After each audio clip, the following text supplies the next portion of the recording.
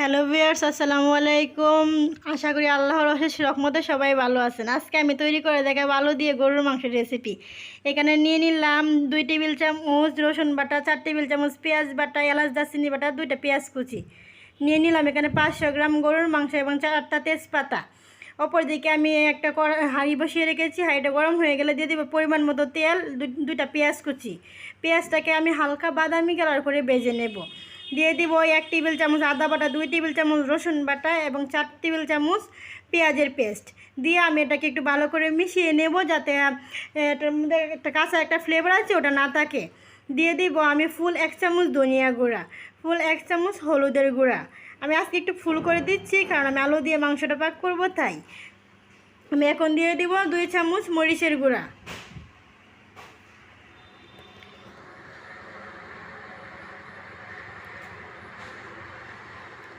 এখন আমি এর মধ্যে দিয়ে দিব 1.5 টেবিল চামচ লবণ। লবণটা আপনাদের স্বাদ মতো দিবেন, কমিয়ে বা বাড়িয়ে আপনারা দিতে পারবেন। এখন আমি এর মধ্যে দিয়ে দিব 1 টেবিল চামচ জিরা গুঁড়া। এটাকে দিয়ে আমি এখন দিয়ে দিব প্রাণ রেডিমিক্স মাংসের মশলা। এটা আপনারা চাইলে দিতে পারেন, না চাইলে না দিতে পারেন। আমার এটাকে দিলে মনে হয় এক্সট্রা একটু ভালো লাগে, অন্যরকম একটা টেস্ট আসে, এই কারণে আমি মাঝে মধ্যে মাংসের মশলাটা ব্যবহার করে থাকি। এখন আমি এটাকে একদম লো আছে মশলাটা তেলের সাথে ভালো করে মিশিয়ে নেব। একদম লো আছে নেবেন, না হয় মশলাটা নিচ থেকে পুড়ে যাবে।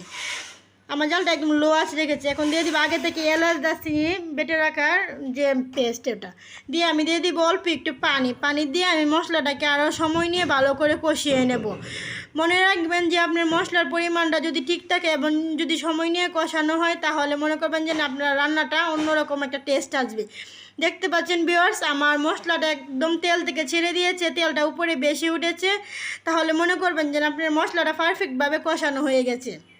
আমি আবারও আপনাদেরকে দেখিয়ে দিচ্ছি। দেখতে পাচ্ছেন আমার তেলটা একদমই উপরে বেশি উঠেছে, তার মানে আমার মশলাটা একদম পারফেক্টভাবে তৈরি হয়ে গেছে।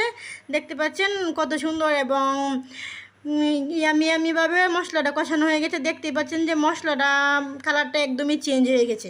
এখন দিয়ে দিব আমি আগে থেকে পরিষ্কার করে রাখা গরুর মাংস, দিয়ে আমি মশলার সাথে ভালো করে মিশিয়ে নেব।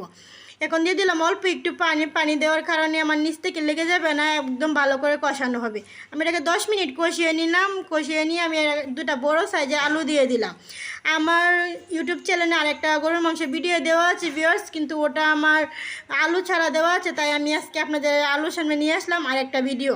ভিউয়ার্স, আমি একা ভিডিও করি, এই কারণে আপনাদেরকে সুন্দর করে দেখাতে পারি না। আপনারা যদি আমার পাশে থাকেন, আমি আপনাদের সামনে নতুন সুন্দর ভিডিও দিতে আগ্রহী হব। এবং ঈদের আগে আমি একটা কালাবোনা দেওয়ার চেষ্টা করবো আপনাদের সামনে, এবং গরুর মাংসের বিরিয়ানি যা আছে আমি সব দেওয়ার চেষ্টা করব।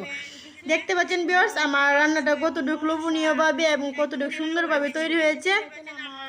মশলাটা একদম আলুটা একদম একটার সাথে আর একটা যেমন লেগে আছে, মনে হচ্ছে যে আলু আর মাংস এবং মশলা একসাথেই তৈরি হয়েছে।